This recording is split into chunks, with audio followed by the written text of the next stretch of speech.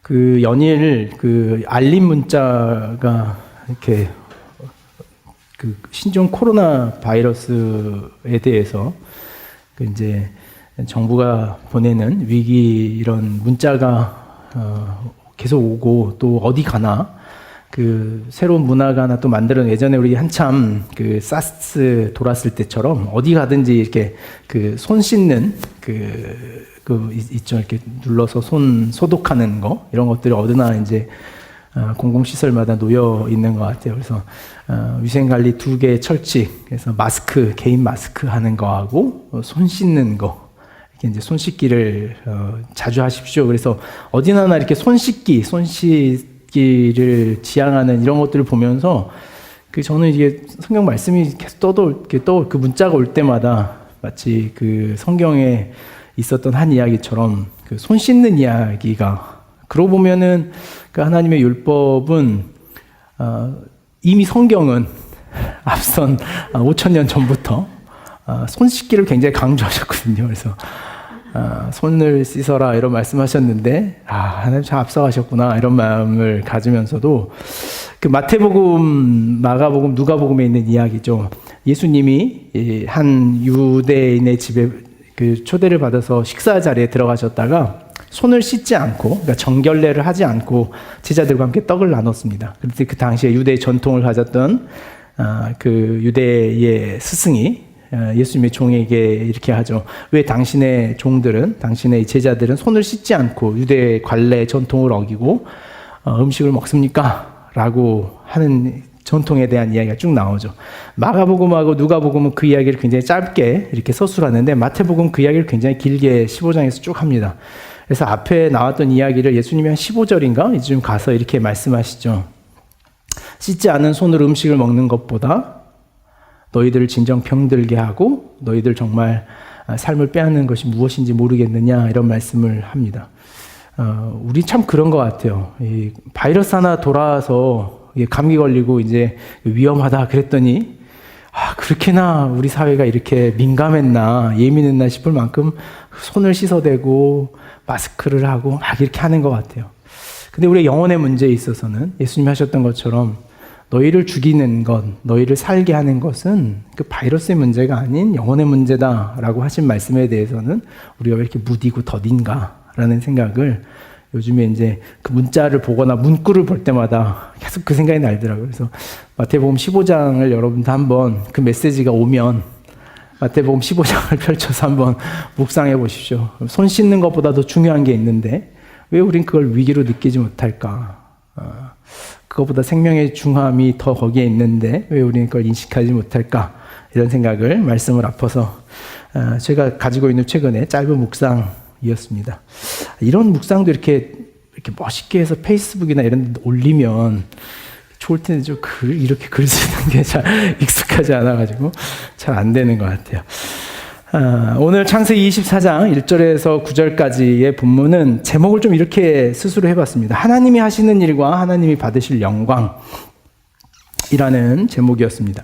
이 창세기 24장에는 그 리브가라고 하는 한 여인이 그 이삭의 아내가 되는 과정을 굉장히 길게 지루하게 우리가 잘 알고 있는 뻔한 이야기를 설명을 하고 있습니다.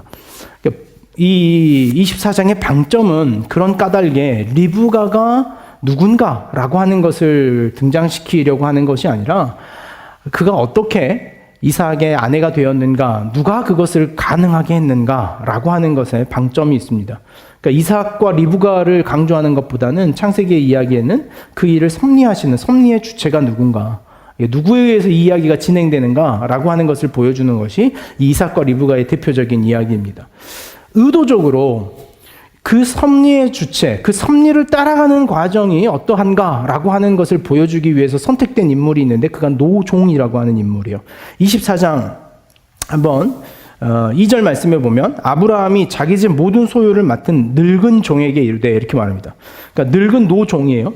그러니까 아브라함이 모든 일을 스스로 진행해 왔습니다. 지금까지는. 이 소돔과 고모라의 멸망 앞에서도 자신이 직접 중보자로 섰었고 모든 지점의 역사와 사건 속에서 자신이 주인공으로 등장했던 이야기를 굉장히 중요한 사건 아닙니까? 자신의 아들 이삭을 혼인시키는 문제인데 자신이 주인공에서 빠지고 누구를 주인공으로 앞세우냐면 늙은 종 하나를 주인공으로 앞세웁니다.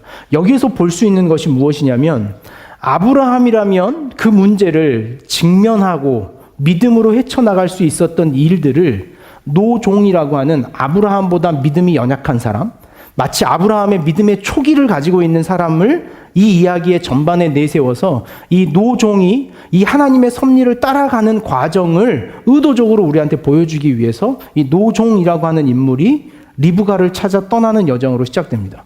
그래서 이 노종의 모든 대화와 기도는 뭐냐면 하나님 이 일이 반드시 이루어지게 하여 주십시오라고 하는 그 간절함을 담고 있는 기도예요. 그래서 제일 처음에 이 노종이 두려워하는 게 있지 않습니까? 24장 5절 말씀에 종이 이르되 여자가 나를 따라 이 땅으로 오려고 하지 아니하거든 어떻게 하겠습니까? 그러니까 그 여인이 당시에 이 유브라데 강가에 있는 문명이 발달된 이 메소포타미아 지역에 있었던 여인이 이 가나안이라고 하는 척박한 땅, 우물 때문에 싸워야 하고 물이 없어서 늘 먹일 게 부족한 이 땅으로 어떻게 이 여인을 데리고 올 수 있겠습니까? 무슨 명분이 있겠습니까? 예요. 아브라함 같으면 이 질문을 안 하겠죠. 아브라함 같으면 그것이 하나님이 하시는 일이라면 자신이 그 길을 떠났던 것처럼 그 여인도 떠나올 것이다라고 하는 믿음이 있었겠지만 이 노종은 그것에 대해서 의문하는 거예요. 마치 그래서 이 이야기가 인간의 믿음으로 인하여 진행되는 사건이 아니라 하나님의 섭리를 통하여 이루어지고 있다는 것을 보여주는 거예요. 우리가 지난주에도 그런 이야기를 했지만 우리의 믿음이라고 하는 것이 하나님의 사건을 이루는데 이유와 근거가 될 수 없다는 이야기, 그것이 아브라함의 이야기에서 굉장히 중요한 구조를 갖는다라고 우리가 나눴습니다. 그러면서 이 종은 반복적으로 하나님 앞에 이 문제를 가지고 기도합니다. 7절 말씀에 보면 하늘의 하나님 여호와께서 나를 내 아버지의 집과 내 고향 땅에서 떠나게 하시고 내게 말씀하시며 내게 명령하여 이르시기를 이 땅을 내 씨에게 주리라 하셨으니 그가 그 사자를 너보다 앞서 보내실지나. 이 아브라함의 기도입니다. 종에게 하는 말이에요. 너보다 앞서 일하시는 하나님이 반드시 계신다. 그러면서 이 이야기가 계속 이야기하고 있는 건 뭐냐면 리브가라고 하는 여인의 반응과 그것을 찾기 위하여 떠났던 노정의 수고로 인하여 이루어지는 이야기가 아니라 이 모든 이야기는 하나님의 섭리를 중심으로 하나님이 하셨기 때문에 이루어질 수 있었던 이야기다. 만날 수 있었던 사건이다 라고 하는 것을 반복해서 강조하고 있죠. 12절 말씀을 한 번 더 보면 이건 종의 기도입니다. 이렇게 기도하죠. 그가 이르되 우리 주인 아브라함의 하나님 여호와여 원하건대 오늘 나에게 순조롭게 만나게 하사 내 주인 아브라함에게 은혜를 베푸시옵소서. 이렇게 기도합니다. 그러니까 자신이 할 수 없다는 걸 계속 고백하는 거예요. 하나님 저는 할 수 없습니다. 하나님 이 일을 하나님께서 섭리하시고 주장하시고 인도하시고 이루어지게 하여 주십시오 라고 하는 기도를 계속하는 거예요. 이 기도는요 이 본문에 굉장히 중요합니다. 27절에서도 다시 한번 이런 고백이 등장합니다. 27절 이르되 나의 주인 아브라함의 하나님 여호와를 찬송하나이다. 나의 주인에게 주의 사랑과 성실을 그치지 아니하였사오며 여호와께서 길에서 나를 인도하사 내 주인의 동생 집에 이르게 하셨나이다 하니라. 이 일이 자신이 어떤 노력과 결과로 이루어진 것이 아니라 하나님이 하셨기 때문에 하나님이 하신 일이기 때문에 하나님이 찬양받으실 만한 일입니다 라고 고백하는 거예요. 이걸 반복적으로 이 이야기는 계속 등장시킵니다. 그래서 이삭과 리브가가 만났다라고 하는 선남선녀의 만남의 이야기, 실제로 선남선녀는 아닙니다. 이삭이 이때 나이가 몇 살이게요? 이거 이제 오늘 여러분들 모임에서 들을 수 있어요. 몇 살이었는지. 이삭이 그렇게 선남이었는지는 잘 모르겠습니다. 그러니까 이 결혼, 그들이 어떻게 굉장히 달콤하게 만났다라는 것보다 이 이야기가 강조하고 있는 것은 종의 의심, 인간이 가지고 있었던 그 반복적인 하나님에 대한 의문, 질문, 하나님 정말 이 일을 하시겠습니까? 하나님께서 정말 이 일을 이루시겠습니까? 라고 하는 반복적인 의심과 그 질문 속에서 하나님이 이루어 가시는 사실을 경험하고 그 사실을 체감함을 통하여서 어떤 믿음의 고백이요? 하나님을 찬양하는 일이 이루어지기 시작하더라는 거예요. 그것이 48절에 보면 아주 더 강조돼서 등장합니다. 48절. 내 주인 아브라함의 하나님 여호와께서 나를 바른 길로 인도하사 나의 주인의 동생의 딸을 그의 아들을 위하여 택하게 하셨으므로 내가 머리를 숙여 그에게 경배하고 찬송하였나이다. 52절 말씀을 다시 한번 보면 52절 아브라함의 종이 그들의 말을 듣고 땅에 엎드려 누구에게 절하였다? 여호와께 절하였다. 이 장면은요, 그의 오빠였던 라반에게 리브가를 데리고 가도 되겠습니까? 허락하겠습니까? 라고 할 때 라반이 그래 데려가십시오 라고 허락한 것에 대하여 종이 하는 고백이에요. 누구에게 엎드려 인사하는 게 맞습니까? 형 라반에게, 오라버니 라반에게 인사하는 게 맞습니다. 엎드려 라반 당신이 허락해 주셔서 참 감사합니다 해야 하지만 이 종은 어떤 신앙의 고백을 하고 있는 거예요? 라반 당신이 허락해서 리브가를 내가 데려갈 수 있는 것이 아니라 이 일은 하나님이 허락하셨기 때문에 제 안에 이루어진 것입니다 라고 하는 믿음의 고백을 보여주고 있는 거죠. 오늘 이제 이러한 이야기들을요, 우리에게 이제 어떻게 연결시킬 것인가, 이게 이제 질문입니다. 우리에게 있어서 이 이야기를 연결시키는 건 이런 겁니다. 이런 이야기, 하나님께서 그 일을 주관하신다라고 하는 것을 신학적으로 뭐라고 말하냐면 여호와 주권의 신앙이다 이렇게 말합니다. 여호와 주권의 신앙. 이 여호와 이레의 신앙이에요. 여호와 이레의 신앙은 어디에서 비롯됐습니까? 아브라함이 22장에 자신의 독자 이삭을 내어 맡기고 나서 하나님 앞에 자신이 들었던 메시지입니다. 하나님께서 여기까지 준비하셨다. 하나님께서 준비하셨다라고 하는 신앙의 고백이 여호와 이레의 신앙이었죠. 그 신앙의 고백이 여기 있는 거죠. 그것을 신학적으로는 여호와 주권의 신앙이다 이렇게 표현을 합니다. 이 여호와 주권의 신앙이라고 하는 것은 하나님께서 모든 섭리의 이유가 되시고 시작이 되시고 목적이 되시고 행하시며 실천하시며 결과가 되신다라고 하는 것이 여호와 주권의 신앙입니다. 그 여호와 주권의 신앙을 회복하기를 가장 많이 외쳤던 선지자가 예레미야라고 하는 선지자예요. 그래서 우리가 예레미야 할 때도 우리가 깊게 묵상했던 말씀인데 예레미야 33절에 보면 33장에 굉장히 유명한 말씀이 있죠. 이를 행하시는 여호와, 그것을 만들며 성취하시는 여호와, 그의 이름을 여호와라 하는 이가 이와 같이 이르시니 너는 부르짖으라. 이것이 예레미야가 무너진 이 예루살렘의 신앙에 도전했던 신앙의 고백이에요. 하나님 주권의 신앙을 회복해라. 하나님이 그 일을 시작하시며 이루시며 결과하시며 원하시는 목적과 방향을 맞추어 이루실 것이다. 완성시키실 것이다. 우리는 그 신앙을 존중하며 따라가야 된다라고 하는 것이 여호와 주권의 신앙이에요. 우리가 잘 하고 있는 신앙이죠. 하나님이 하셨어요 라고 하는 신앙의 태도입니다. 근데 왜 우리가 이 이야기를 한번 확인해야 하냐면 이 여호와 주권의 신앙이 하나의 관점이 있다면 우리에게는 신앙을 바라보는 또 다른 관점이 있습니다. 신앙을 바라보는 또 다른 관점을 신학적으로는 실존적 관점이다 이렇게 말해요. 실존적 신앙이다. 여호와 주권의 신앙과 실존적 관점의 신앙 이렇게 두 가지라고 이야기를 합니다. 여호와 주권의 신앙은 하나님이 그 일을 하셨다라고 하는 것에 대한 신앙의 고백이라면 실존적 관점의 신앙이라고 하는 것은 이런 거예요. 우리의 필요와 우리의 도움을 신앙의 목적으로 두고 살아가는 신앙이에요. 이것을 우리가 조금 더 체감하는 형식으로 말하자면 어떤 견해냐면 우리의 신앙이라고 하는 것이 결과적으로 나와 상관 있는 일이어야 하고 나와 연결되어져야 하는 일이고 내 필요에 대하여 하나님이 반응하시는 것만 하나님의 일이라고 틀을 만들어서 생각하게 되는 것, 그것이 실존적 관점을 가지고 있는 신앙이더라는 거예요. 우리의 신앙을 좀 여기서 객관적으로 좀 보자면 우리는 말로는 여호와 주권의 신앙을 한다라고 하지만 그러나 우리의 아주 개별적이고 우리의 삶에 있는 신앙은 이 실존적 신앙을 할 때가 더 많아요. 하나님이 어디서 어떤 일을 하시더라도 그것이 나와 상관없는 일이라면 그것이 무슨 의미가 있겠습니까? 라는 말이에요. 그것을 다시 역으로 오면 이런 거예요. 그것에 대한 의미가 없는 것. 하나님이 어떤 일을 하시든지 그것은 의미가 없습니다. 왜요? 나와 상관이 없기 때문에요. 하나님이 오늘날 저 미지의 세상, 내가 없는 세상에서 하나님이 아무리 역사하시더라도 그것이 우리의 찬양과 경배의 대상이 될 수 없습니다라고 고백하는 것과 마찬가지. 그래서 우리의 찬양과 경배의 어떤 이유가 되는 것은 반드시 하나님이 내 삶에 무엇인가를 이루셨을 때 우리는 찬양하고 예배하고 경배한다라고 하는 그 실존적 신앙을 하게 되더라는 거예요.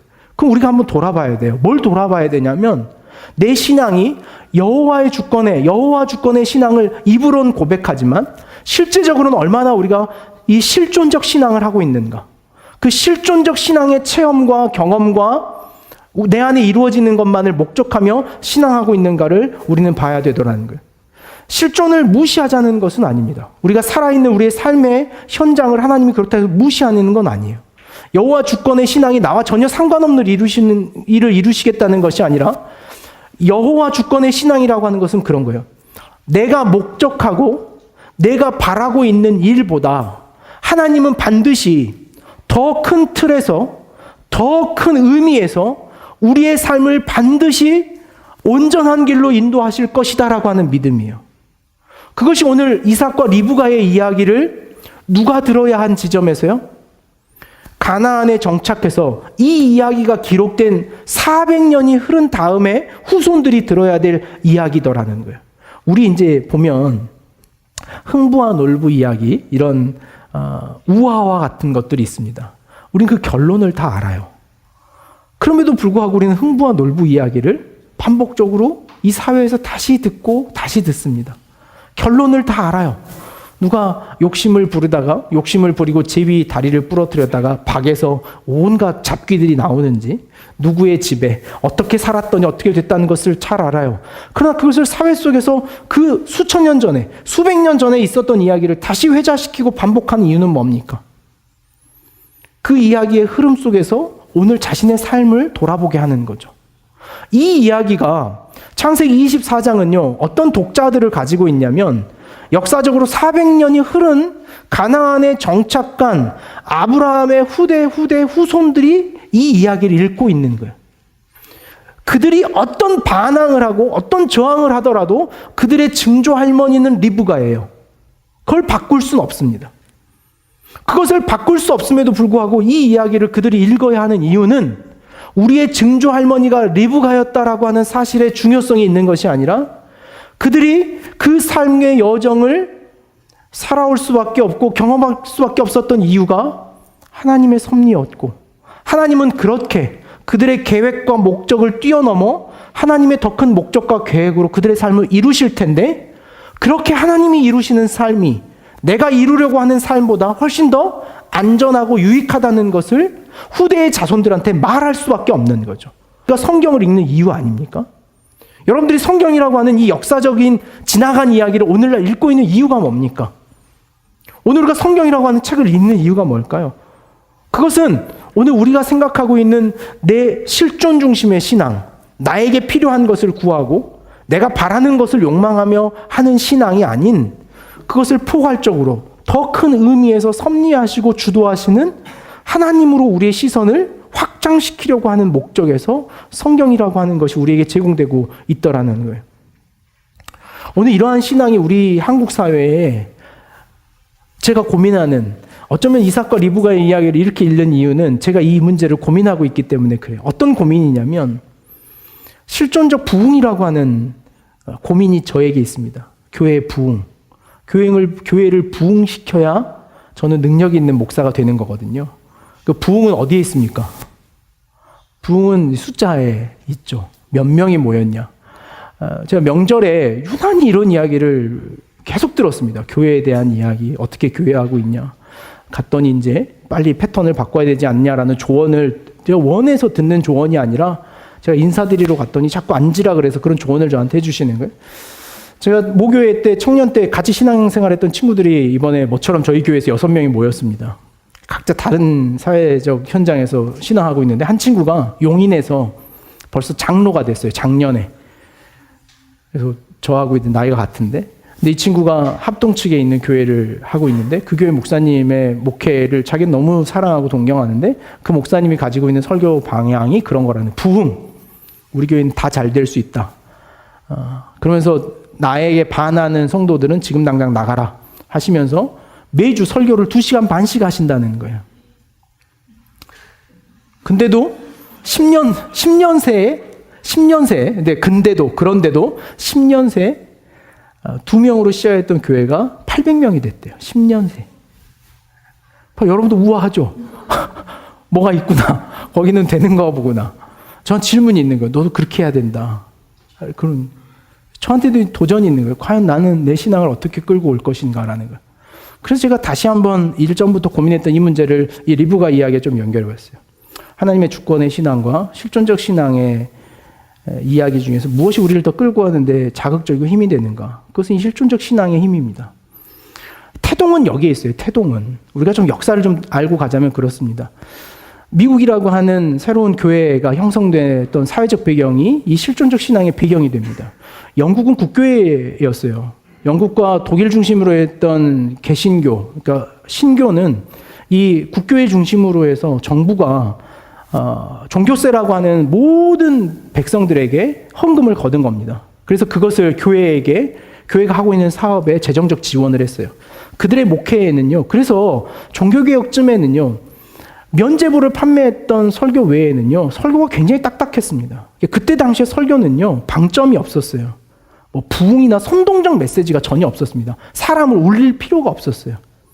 근데 그때 당시에 미국에서부터 이런 역사 신앙이 그대로 전승됩니다. 그러면서 미국에서 꿈꿨던 그들의 신앙은 국가나 정부가 교회를 지배하는 것이 아니라 개인의 신앙을, 그 영국에 있었던, 웨일즈에 있었던 부흥운동이거든요. 그 부흥운동이 사회에 귀속됐던, 그랬더니 여러분들은 그냥 여기 태어나면 크리스찬인 거예요. 그러니까 자기가 왜 신앙해야 되는데 질문하지 않아요. 그것이 영국에서 어떻게 발현됐냐면 개인의 신앙을 개인이 좀 질문하고 고민하자. 그러면서 국가가 그것을 그냥 무조건 세례 주지 말고 개인의 신앙의 고백을 통하여 세례를 베풀자라고 하는 새로운 부흥운동과 개혁운동이 시작합니다. 그 전신이 그대로 그 종교의 자유를 꿈꾸며 미국이라고 하는 사회로 넘어와요. 그들 꿈꿨던 사회는 개인의 신앙의 고백과 개인의 신앙을 중요시하는 교회를 만들자라고 하는 것이 미국 교회였습니다. 그 미국 교회가 그렇게 형성되면서 원칙은 그대로 가지고 왔어요. 모든 교회가 자기 재정을 스스로 만드는 것이 아니라 모든 국민들이 함께 국가의 재정을 만들고 국가에서 교회에 하는 사업에 지원금을 내려주는 것이 미국 교회의 초기였어요. 미국 교회가 초기가 이렇게 형성되면서 미국 교회 안에서는 그들이 학교도 만들고 고아원도 만들고 이런 일들을 만들기 시작했어요. 그래서 만들기 시작했는데 미국 사회에 어떤 문제가 생기기 시작하면 미국 교회 안에서도 이단이 만들어지기 시작했어요. 그래서 미국에서 만들어진 이단이 두 개의 이단이 있는데 하나는 몰몬교고 하나는 여호와의 증인이라고 하는 이단이 만들어졌어요. 이단이 만들어지기 시작하니까 미국 장로교와 감리교회에서 회의를 합니다. 그래서 정부에다 무슨 탄원을 하냐면 그들은 이단이기 때문에 똑같이 종교적으로 사회에서 재정을 지원해 주는 것을 몰몬과 여호와의 증인들한테는 차단해달라라고 하는 청원을 이 정부에 올립니다. 근데 이 정부가 그것을 받아들이지 않고 어떻게 결정을 해버리냐면 종교와 정치는 분리되어야 된다라고 하는 원칙을, 정경분리라고 하는 원칙, 지금도 많이 하잖아요. 이 정경분리 원칙을 내세워가지고 국가에서 재정을 지원하던 것들을 몰몬교와 여호와의 증인뿐만 아니라 기성의 교회들에게도 이 재정을 다 끊어버려요. 그러니까 재정이 끊어지니까 그 교회들이 가지고 있었던 고아원과 학교와 병원 이런 시설들을 운영해야만 했잖아요. 운영하기 위해서 그들이 가졌던 돌파구는 뭐냐면 가슴을 울리는 메신저가 필요했어요. 뭘 해야 했기 때문에요? 회중의 돈을 교회로 다시 끌고 들어와야 됐기 때문에 그래요. 그러면서 시작됐던 게 미국 부흥운동의 어두운 면이에요. 그 미국 부흥운동의 어두운 면, 그 자신들의 교회의 실존적 필요, 실제적 필요를 대신하기 위해서 강한 메시지가 필요했어요. 그때 당시에 유명한 부흥사들이 많이 만들어집니다. 마틴 루터 킹 목사님도 그때 당시에 그 부흥의 세력에 함께 동조해요. 마지막 그런 빌리그레함 목사님이 그 부흥운동의 마지막 세대를 가지고 여의도에 오셔가지고 큰 부흥운동을 한국에 전파하죠. 그것이 부흥운동이었어요. 그때부터 설교 강단은 어떻게 바뀌기 시작했냐면 자극적인 언어와 공격적인 메시지로 바뀌기 시작했어요. 오늘 한국교회에 있는 어떤 전광훈 현상 같은 것들도 어쩌면 이 부흥운동의 전신이 그대로 역사적으로 잘못 왜곡되어 내려왔다라고 우리가 볼 수 있는 거예요. 메시지를 강하게 해야만 해요. 설교 강단에서요. 왜요? 그래야지만 여러분들의 실제적인 재정을 교회로 끌어들일 수 있기 때문에 이게 오늘날도 한국 교회가 가지고 있는 힘이에요. 그래서 제가 이 서울에 있는 친구가 와서 저한테 그러는 그 목사님, 자기 목사님 자랑을 하면서 제가 이 이야기가 굉장히 귀에 박혔는 모양이에요. 여러 사람한테 이야기를 했는데 그 목사님 설교하시면서 이런 이야기를 자주 한대요. 뭐라 그러냐면 여러분의 가정이 하나님의 나라 대해서 복 받기를 원하십니까? 그러면 이렇게 아멘 하신대요. 그러면 여러분들의 남편을 세워야 됩니다. 남편을 세우는 일이 가정을 세우는 일입니다. 아멘 하십니까? 아멘. 여러분의 남편을 세우시길 원한다면 여러분들의 남편의 아침밥부터 챙기십시오. 막 그렇게 하신대요. 그럼 막 자면 우리는 벌써 여기서부터 막 짜증이 날라 그러죠. 뭐 그런. 근데 그럼 막 다 하면 안 돼, 막. 그러면서 막 서로 잘 됐다고. 우리 집 잘 되고 너희 집 잘 되고. 너희 집 잘 됐냐? 난 더 잘 됐다. 그래서 10의 5조를 하는 것이 막 저한테 엄청 자랑을 하더라고요. 10의 5조를 지금 저기는 하고 있다는 거예요. 실존적 신앙의 이야기는 오늘 우리를 신앙하는 것처럼 느껴집니다. 눈물도 있어요. 자극도 있습니다. 자기 간증이라고 하는 것들도 만들어져요. 막 경험하는 것 같습니다, 신앙이. 근데 저는 이 이삭과 리브가의 이야기, 특별히 창세기 이야기를 읽으면서 저한테 도전하는 메시지는 이런 거예요. 우리의 메시지가 하나님의 말씀이 우리를 꼭 그렇게 날마다 감동시키고 찌르고 우리의 삶에 뭔가 자극을 주는 것으로서만 찬미받고 예배받으셔야 될 대상인가? 이 단순한 이야기, 이 보편적인 이야기 속에서 큰 그림, 큰 역사를 운행하고 계신 하나님 앞에 우리는 정말 반응하며 살아가고 있는가? 라고 하는 것이 어쩌면 제가 꼭 그 바른 길을 갖고 있다는 말이 아니라 오늘 우리의 신앙이 도전해 보고 스스로 질문해 봐야 될 신앙의 중요한 질문이 아닐까라는 생각을 하는 거죠. 여호와 주권의 신앙이 대체 우리 뭔지도 잘 모르는 것 같아요. 여호와 주권의 신앙을 여러분 아십니까? 하나님이 주인 되는 삶이 뭔지 여러분 아십니까? 우리는 그 이야기의 끝에 항상 어떤 결론이 되어야 되냐면 그래서 내가 잘 됐다로 가야 돼요. 왜 꼭 그렇게 가야 되죠? 왜 꼭 그것만이 여호와께서 하시는 일일까요? 성경에는 수없이 그렇지 않은 이야기들이 더 많아요. 오늘 우리의 신앙이 우리의 말씀을 묵상하는 일이 내가 하나님 앞에 내 삶을 세워가는 일이 과연 궁극적으로 내 안에 이루어지기를 바라는 마음이라면 우리는 어쩌면 잘못된 부흥을 그것을 부흥이라고 생각하고 있는 어긋난 지점을 살아가고 있는 것이 아닌가라는 생각을 해요. 오늘 이 종처럼 걸어가야 돼요. 우리 걸음은 잘 모르고 묻고 어떻게 해야 될지 고민하고 질문하고 그래서 그것을 가지고 하나님 앞에 다만 예배와 감사의 찬양을 드릴 수밖에 없는 일. 날마다 우리가 그 예배와 찬양의 기쁨으로 서는 것. 시편 105편에는 이 아브라함의 이야기를 잘 정리한 바가 있습니다. 그러면서 그 시편 105편에는 그 하나님을 향한 온전한 예배와 감격이 어떤 것인가를 우리에게 다시 한번 설명하게 하죠. 선동이 필요한 일일까라는 생각을 해요. 우리의 신앙이란 어떤 걸 선동시키고 막 자극하고 해야 하는 일일까? 그러기에 성경은 굉장히 묻어나거든요. 성경의 창세기를 이야기를 들을 때마다 정말 그냥 24장은요 정말 지루해 보입니다. 다 아는 이야기를 뭐한디 다시 하고 있을까? 왜요? 이 독자는요 앞에 있는 창세기 아브라함을 하나님께서 어떻게 불렀고 한다는 걸 다 알아요. 근데 24장은 그 이야기를 또 해요. 그 지루해 보이는 뻔한 이야기를 왜 우리에게 또 하게 할까?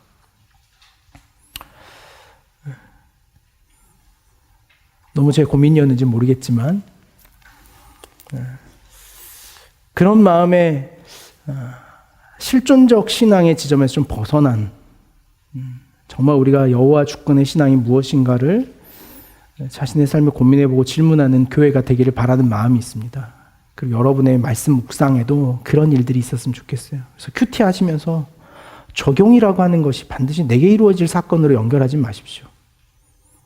내가 어떻게 바뀌어야 하고 하나님 앞에 어떻게 서야 된다는 것은 당연한 일이겠지만 그것이 반드시 내게 이루어지는 문제여야 된다는 것은 우리의 어쩌면 지나친 욕망과 욕구의 산물이 아닐까라는 생각을 가져봅니다. 결론을 이렇게 한번 맺어볼까요? 엉뚱한 결론인지 모르겠지만 24장 67절에 있는 말씀입니다.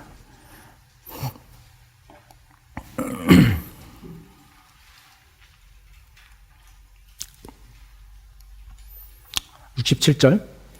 이삭이 리브가를 인도하여 그의 어머니 사라의 장막으로 들이고 그를 맞이하여 아내로 삼고 사랑하였으니 이삭이 그의 어머니를 장례한 후에 위로를 얻었더라. 이 모든 이야기의 결론이 이렇게 갑니다. 뒤에다 덧대자면 그런 거예요. 그러나 이 일에 누구도 계획하지 않았더라. 오직 그 일은 하나님의 섭리 안에만 있었더라 라는 결론입니다. 우리도 그런 온전한 신뢰를 가지고 살아갈 수 있는 신앙인이 되었으면 좋겠습니다. 내 삶에 하나님이 완전히 섭리하시고 주관하신다는 그 즐거움과 감격 속에 살아가는 것, 그것을 누릴 수 있는 저와 여러분이 될 수 있기를 간절히 원합니다.